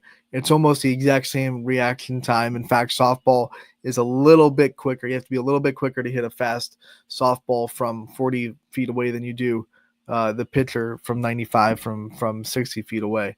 And then the reaction time for the infield, like you have even less time to field a ground ball, throw it to first than you do in baseball. It's a quicker sport when you talk reaction time and the ability to react to a ball hit in the infield and how much time you have to make a play. It's a fast sport. So if anyone out there that doesn't understand that or kind of wants to kind of get a education on how softball compares to baseball, go watch that episode of Sports Science. It's really enlightening. Yeah, that's quite fascinating. And then here we are now. Like that was back when, the fastest you really saw at that point was 70. There were a couple girls maybe that could hit 70. And Monica Abbott back then was hitting like 71, 72. She was the fastest pitcher alive. Now you have college softball players routinely in the 70s, and the fastest pitch recorded is 76. So you talk about a 76 mile an hour pitch from 40 feet and change away. That's probably equal to at least 103, 104 mile an hour pitch in baseball. Yeah, so it's like the equivalent of a manual Class A heater right. coming at you. I would not want to hit it. I would not want to step in the box. And I'm sure a lot of people out there wouldn't want to do it either. I would not. I would have to have like this draped in like body armor, and I'd be swinging. Yeah. What do you mean you threw it already? Somehow though, like the best of the best hitters can still hit it. Like that's what amazes me. Like the reaction time from some of these elite hitters in softball too. Like 70. Once you get to a point, I guess. Once you can hit 70, I guess same in baseball. I think if you can hit 95 and then it just doesn't start to really phase you, you can kind of catch up to 105. It amazes me to watch guys that can do that, hit like 100 mile an hour fastball or it hit the 76 mile an hour rise ball. It doesn't even compute how you can react that fast and be accurate with where you're putting the bat and hit a home run, which is one of the hardest things to do, even if the pitch is slow. And you're able to do it on a 100 mile an hour fastball and hit it 400 and so feet. Like that just boggles my mind still. Baseball and softball, the skill that it takes to be elite of those sports just still can't even compute in my mind how they do it. Yeah, I've kind of always felt that way too, and that's why, like, at least to me, in my opinion, people will tell me, like, baseball is so boring, how do you watch it? But I look at it just from a different lens, I guess. I know there's arguments out there, Scotty, but I would argue that hitting a elite best of the best fastball is probably one of the hardest things to do in sports. Or I should say legitimately hitting it. Like not just getting contact on it, but legitimately getting a solid piece of 100 mile an hour fastball. Do you think it's harder or as hard as playing quarterback? It's a different hard. Like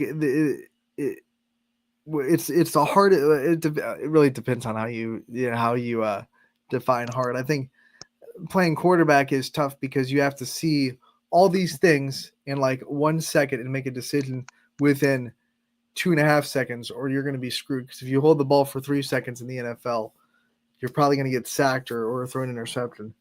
So that's phenomenal. But I think the fact that you're just making the throw, right? You're just making the throw.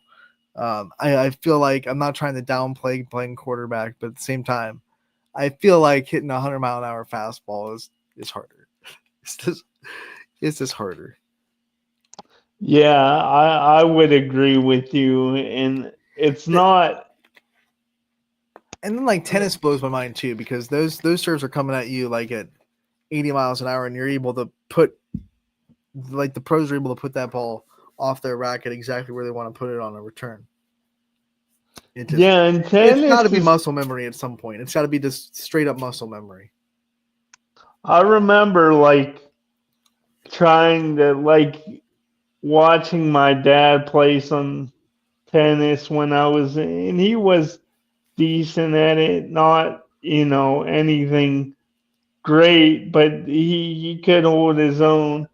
Honestly, if I had to pick something that was probably harder than baseball, it would probably be one of those individual sports, like the rings in gymnastics. Ridiculous. That boggles my mind that they're able to do that stuff in men's gymnastics with the parallel rings. Have you watched that routine? I don't think I'll have to just go watch like a rings routine in men's gymnastics. Like they're rings that are suspended, so you're up in the air, you're holding yourself up on these rings that are kind of on. They're not stabilized, so they can turn. So it's not like you're even holding on to rings that are in place. And they're like pulling themselves up. They're doing handstands on them. It's this ridiculous strength. Like I can't even compute being that strong and balanced to do that. Or female gymnastics, same thing with like a balance beam. The fact that you're doing flips on something that's this wide, like 4 inches wide, blows my mind. Yeah, I mean, I even like. The dudes and the average person probably couldn't even walk the length of a balance beam without falling, and you're doing flips on it. Yeah, it's really wild. Like, shut up. I'll even think about, and I think you would be able. There's a better chance you'd be able to get involved in this, Anthony, because you actually, push your chair. I'm a lazy one, but like even like the wheelchair basketball and with those huge like those guys are just so like it blows my mind how strong they are. And I told you this, but I was at a graduation party for one of the athletes that we cover here at YSN that's going on to play, is now playing college wheelchair basketball at Alabama. Skylar Skarnecki, a shout out there. But went to a graduation party, and her wheelchair basketball team was there from Cleveland. And this guy was leaving the same time I was. And you have to go down a flight of stairs, and he goes up to it. And I'm like, well, there's a ramp back there. And he says, I don't need a ramp. And in one motion, he gets down from his chair, he like flips his chair over his head, puts it on the ground on the bottom of the steps, and then turns himself on the chair, and it all happened in like 2 seconds. And I was like, oh my god. that's just crazy, man. That's wild. Oh man, that's really something. Ridiculous. Because it is National Women's Sports Day. It got me thinking about something else, Anthony. There were talks, I remember, of this a few years ago, but I wanted your opinion and if you think it'll ever happen in the NFL. Do you think we could see girl kicker on an NFL team. Yeah, I mean, once it happens once in college, and it's going to take a while. It's going to take a while because it happened once in college, and it's only happened once. But it has happened in the college Power 5 conference. We saw Vanderbilt roll out a female kicker. It's only a matter of time. You know, it'll take a while. Maybe we won't see it in our lifetime, but eventually we'll get to the point when some female kicker is good enough that they get into college and they're kicking a butt in college, and the college gives them a chance. And if you do that, I think like college, if you do it in college, coaches from the NFL are going to be like, well, if you can do it in college, you can do it in the NFL. I don't care what gender she is, and they'll bring her aboard. But it'll take a while. Yeah, I think so too. I think it's gonna happen sooner rather than later. And I forget who it was. Someone recently said it was only within the last couple of years they said they thought of trying out. So I do feel like it's gonna happen sooner than maybe some people would think. But were you gonna say something, Anthony? No, I was thinking about, like, you know, we're the line of separating girls and women's in men's sports. It's kind of starting to blur a little bit because, like, I remember when Caitlin Clark came out of college, there were legitimate. They wanted her in that 3-on-3 league with guys competing against guys in the 3-on-3 league. That was a legitimate offer brought to her table. So, like, if they think that she can go and compete 3-on-3, like, if we're there, then it's not going to be long before we start to accept that if a female kicker is really good in college, that she's going to be able to go and kick in the NFL. Or if, you know, there's no equivalent to that in other sports. But could we see a female pitcher in the MLB? I mean, I think eventually we could. We already have women's national baseball. Like, there's a USA national women's baseball team. There's this, I can't remember her name, the girl that works for Eric Sim and does those videos with him. She was on a college Division I baseball team. And so I think eventually we'll probably see girls in the MLB pitching. I mean, it's going to take a while, but I think it can happen. Yeah, it's good to see organizations. The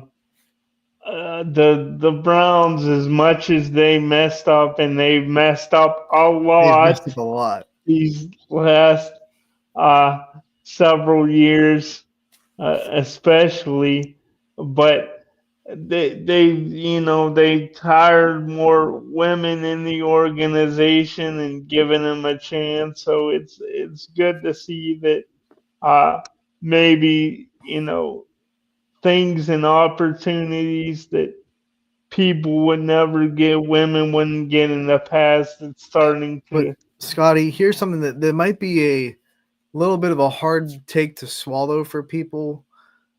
I would rather see the female sports explode than to see the first girl kicker in the NFL or the first female pitcher in the MLB. Because if we get so pumped up that there's a female pitcher in the MLB, that's kind of like, to me, that's like, okay, but why aren't we blowing up professional softball yet, right? Like, I would rather the professional softball blow up. Like, my focus is on the girls' sports, not trying to get a female into a men's sport because just to prove that they can. I think eventually maybe it can happen, and that's what the question was, but I'm not necessarily like rooting so hard for that. I'm more rooting like let's realize that the women in their own sports are really kicking butt and deserve a little bit more. I gotcha. And that is definitely a good point you make. It's good food for thought, for sure. If it's okay, I was gonna ask you about a certain game. Certain game. This Sunday, yeah. Yeah, there's a football game going on, I think, right? In Nolans. It's yeah, I guess it's kind of a big deal. It's Super Bowl. You know what, Scott? One of the things I like, I've been thinking about a lot these last couple, especially this season. Like, I feel like last year people were kind of tired of the Chiefs and they were hating on them a little bit. This year it's blown up into like a national theme where even like media members are kind of buying into this idea that the NFL is rigging it for the Chiefs and they want the Chiefs to win, and then the refs are purposely making every single call for the Chiefs, even though all the numbers in the world don't back that up at all, because the Chiefs are still one of the more penalized teams in the NFL, and they have the most penalized guy in the NFL. But, to each its own. If you want to believe that, believe that. It's hard because I'm not just like a random Kansas City fan. Like, I feel like if you were to put me in any other country, city outside of Youngstown and said, like, where would you know where to go? Where would you know how to get around? Where would you feel comfortable? It'd be Kansas City. It's like my home away from home. We go there every year. I have family in Kansas City. I root for the city. I follow all the city news outlets. I keep a thumbprint on what's kind of going on in the city. And it's kind of like it's my second home. So to have so many people hating on it, it's kind of like, oh man, every time you insult the Chiefs, it feels like you're insulting my city a little bit. And I know it's not my city because I don't live in Kansas City necessarily, but it's as close to my city as it possibly can be because I have so many loved ones in Kansas City, and I've been there so many times. I know how to get around in Kansas City. It's not necessarily fun. It's fun to win, but it's not fun being these villains. I'm not built for this kind of everyone ragging on us all the time kind of role. It makes me want a knee-jerk reaction. I really have to bite my tongue not to comment on a lot of Facebook posts and not to blast people on Twitter all the time. Yeah, and it's funny how quick it changes because it changed so quick. Not that long ago, people were they were so sick of Brady. I remember when we played the Patriots in the AFC Championship game in Mahomes' first year. There was one of those maps that's on everywhere now where everyone's rooting for the Eagles and only Kansas City's rooting for the Chiefs. It was the same map, except it was all Chiefs, and only the Massachusetts area was rooting for the Patriots. So I was like, that was only 6 years ago. Now everyone's just kind of turned right against Kansas City right there. We've turned into the villains really quick. I saw the one Facebook post that was like unfathomable to me. I'm paraphrasing. It said, "Apologies to the Patriots fans. This current dynasty is much more annoying than your 20-year dynasty was." And I was thinking, like, the Patriots literally, like, legitimately got caught cheating, that got fined for cheating. They had a murderer on their team that was convicted for murder. But, we get some calls, so we're more annoying than them. Okay, cool. It's cool. Whatever. Yeah, like, how do you balance that, guys? Like, how do you say that we're more annoying when the Patriots literally had a freaking murderer on their team?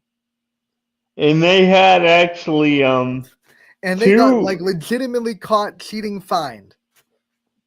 Yeah, Spygate was real. Like Spygate and the Deflategate. Deflategate was a little weird. Like, it was kind of so what? But Spygate like literally happened. But we're more villainous. We're more hated. Okay, cool. Yeah, I don't think fire me up, man. Fire me up. Gotten to that level, but I hope it lasts another 20 years just to make people mad. I hope we like 5 Pete. I'm getting petty. I hope you 5 Pete. Just so I mean, it has happened before where a team has won 3 in a row, but it just hasn't happened in the Super Bowl era, correct? But a team, I don't. But yeah, it hasn't happened in the Super Bowl area. Before then, I don't know. Maybe there were teams that won 3 in a row back when it was like this. The just the NFL and not the AFL yet, not the merger. Yeah. I think a few teams did. No one's even had a chance to three-peat in the Super Bowl. Like, we're the first team to get back to the Super Bowl a third time with a chance to three-peat. A lot of people's narrative I'm seeing in a lot of sports articles I'm reading on big time sites, ESPN, CBS Sports. The early narrative kind of I gotten from it is that the Eagles are better than the Chiefs in most areas, and that they have people think they have the better team, but because the Eagles have Mahomes and Reed, that gives them an edge. Do you agree with that sentiment, with the sentiment though that the Eagles roster is better than Kansas City's? No. Because, all right, Ron, you pick the best players on the field, and I think the Chiefs have the better quarterback, better tight end. So those are two players right there. The Chiefs are those are the two best athletes on the field, Travis Kelce, Patrick Mahomes. And then the defense, I think Chris Jones is the best defensive lineman out of anyone in the Eagles or Chiefs. So we have the best defensive lineman. Trip McDuffie is probably the best corner. I think he's better than Darius Slay. I'm sorry. I think the stats, the PFF back that up too. So I think we have the best cover guy. The only thing that the Eagles have that's legitimately better than they have better running back and better offensive line. You can argue that. I think our defensive line, at least pieces, are better. Maybe you can say Eagles as a whole, their defensive line is better than ours. We have a better pass rush. We have more sacks. Linebackers, okay. If you want to say the Eagles linebackers are slightly better than the Chiefs, I don't think it's a big gap though, because I don't think Karlaftis and Nick Bolton are anything to turn your nose up at. I think our defense is undervalued. We've only allowed someone to score more than 24 points once this year. We've only allowed in the regular season 1 100-yard rusher, and it was Lamar Jackson. Derrick Henry did not get 100 on us. James Cook in the regular season did not get 100 on us. So we don't allow all this narrative that Saquon Barkley's going to light us up. It's we don't allow 100-yard rushers. We are pretty good at limiting running backs. So I don't think Barkley's going to go off and have a huge, massive 250-yard, 3-touchdown game. He's going to get his. He's going to make some plays, sure. But we're a pretty good run defense. And I think if we make Philadelphia one-dimensional and don't let them dominate with the run and make Jalen Hurts beat us with his arm, advantage Chiefs. What's the one thing that you say the Chiefs, if they don't do this, I'm not saying necessarily you think they would flat out lose, but they could be in trouble. Is there one thing that scares you over Saquon Barkley? Okay. If you let Saquon Barkley take over the game, which he absolutely can, you're not going to win. So it's stop the run. Stop the run. I mean, I hate to boil it down to that simple, but if the Chiefs don't stop the run, that's what you're asking. What's the one thing that if the Chiefs don't do this, they're not going to win the game. If the Chiefs don't stop the run, they're not going to beat the Eagles. Period. Yeah, I do. I think mostly agree with that, because as great as the Chiefs defense and Patrick Mahomes and Kelce have been, I do think that Jalen Hurts is a little undervalued at times as well. I think if you get that good of a running game going, then they maybe load the box more, and then I think that's where somebody like a Jalen Hurts could hurt. I do think it's gonna be a really good Super Bowl like it was 2 years ago. I see that type of Super Bowl down to the wire, down to the fourth quarter in this one. What do you think it does if the Chiefs are able to do this and become the first team in the Super Bowl era to win 3 in a row? Do you think it heightens? Obviously, it's going to heighten Patrick Mahomes and his legacy, but do you think it does even more for Travis Kelce and even someone like a Chris Jones, who a lot of people think is one of the best, but people talk about like TJ Watt and Myles Garrett. It seems like they get more coverage than a Chris Jones. So what would so what do you think, Anthony?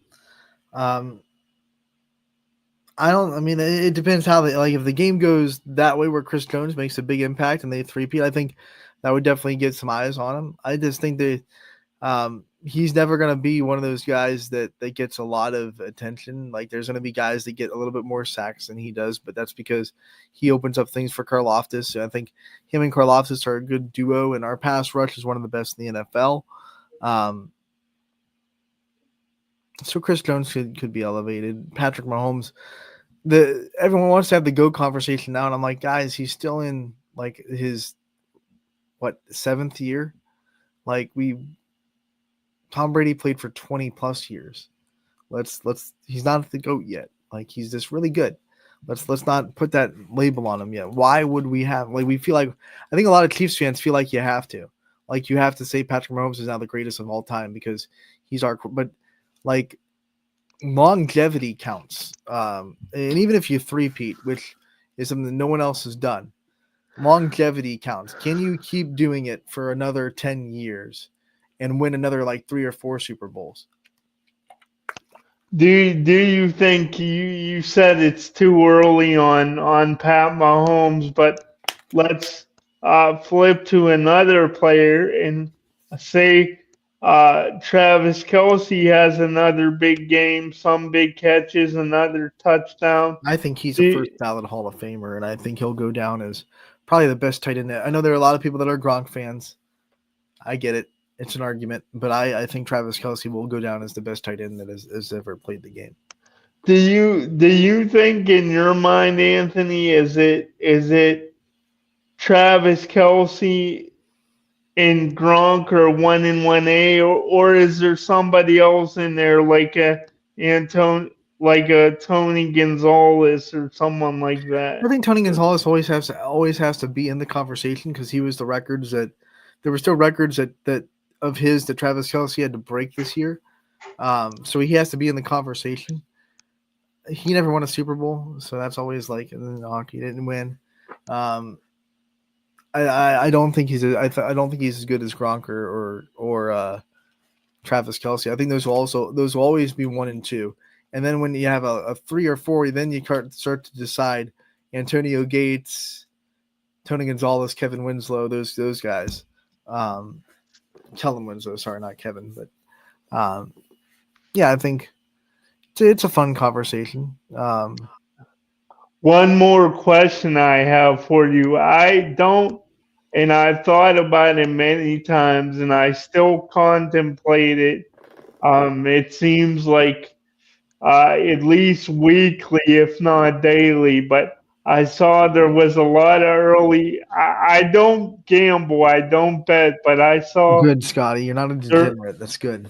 I saw there was a lot of early prop bets on for Swifties, Taylor Swift bets, Anthony, and I can't remember. Do you bet, Anthony? And I don't bet. I don't bet. I'm not okay. I'm not a gambler either, but. What is how many times they'll cut to her on the broadcast? Yeah, like stuff like that. And people get so annoyed at that, and it amazes me because it's like a total of 20 seconds of a 3.5 hour broadcast, but because it's Taylor Swift, you're you're so hurt or offended by it. It's like, oh my god. Yeah, It's no different than cutting to a random Chiefs fan that's cheering. Like, oh, it's 2 seconds on the screen. Yeah, or all the commercials that in the halftime show. Like, there was a point though that was made on the NFL Network. I forget which one. It was on Good Morning Football, and I was like, oh my gosh, I never even thought about that. Because everyone's starting to say like Patrick Mahomes is like the Michael Jordan of our area in football, and they brought up like, hey, when Michael Jordan was there, he was in a lot of commercials, but he was in commercials that were geared towards kind of inspiring other people to want to be like Michael Jordan, like the Be Like Mike campaign for Nike. So, and Patrick Mahomes is just into these like comedy commercials that aren't really about him. They're just in him. And he made a call. He's like, we need to see more commercials with these superstars, whether it be in, Shohei Ohtani in baseball or whatever. The more the aspiring commercials that kind of say, hey, let's try to be like this person. Let's try to work like this person. And that was, I think, the truth. I think that's one of the reasons why no one ever really got Michael Jordan fatigue. No one really hated the Bulls for what they were doing. One, because there wasn't social media. That's a huge reason why right now. But two, I think the marketing that Michael Jordan was involved in was vastly different than what you're seeing from the commercials that Patrick Mahomes or Travis Kelce are on right now, because they're just kind of the random State Farm commercials that are only meant for comedic purposes. They're not really aspiring to be better or aspiring to be more from these commercials. And Michael Jordan was always on those types of commercials. So I really like that point. I was like, oh man, I never even thought about that. Let's get some of these superstars in these sports on more of those type of commercials that we saw back in the 90s. Yeah, I do agree with you. As much as I still chuckle every time at the bundle of Rooski Doo. No, I'm not saying that. No, I'm not saying that. You can though. You can though. Yeah. But yeah, those man, that's a good point. I haven't thought about that since several years ago, right? When I went back and watched the Like Mike commercials. Like there are no commercials right now for any of the athletes that are on commercials that are like those Like Mike commercials where they're trying to inspire kids to be not just like the person, but just inspire kids to be great. That gets. Could I ask you? I know we're up against it, Anthony. Could I more, ask Scotty? You, okay, one more, because this got my wheels spinning now. Pun intended, right? Yeah, pun intended. If you could be in a commercial, if you were in the commercial and you could pick any athlete, what would you want the commercial to be for?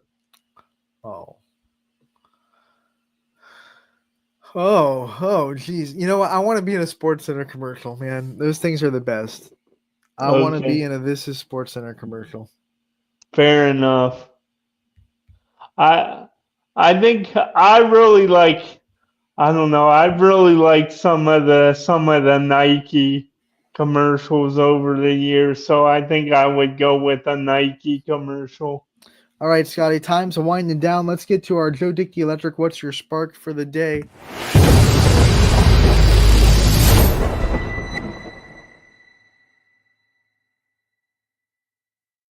What's your spark? Brought to you by Joe Dickey Electric. Scotty, what is your spark for the day? Well, it's short and sweet, and I hope you don't take this the wrong way, but I was praying for you a lot, Ant, recently, and I'm just happy.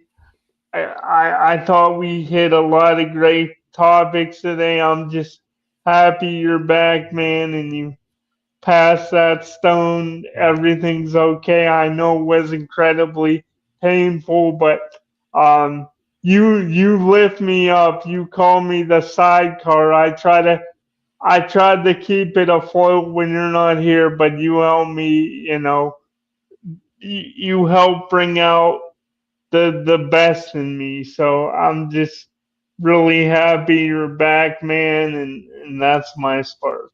Scotty, I appreciate that a lot, buddy, and I'm happy to be back too. And felt like Thanos, constantly looking for stones. My spark is happy National Girls, Women's, and Sports Day. That's just something to be sparkful about.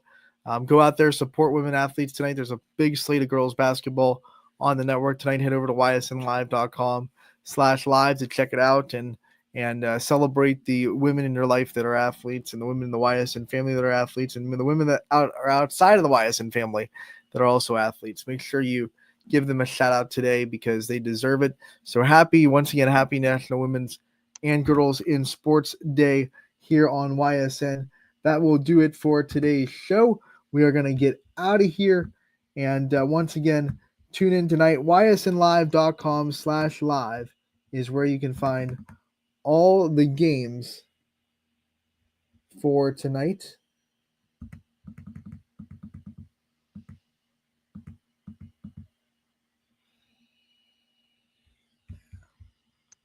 We will see you all next time.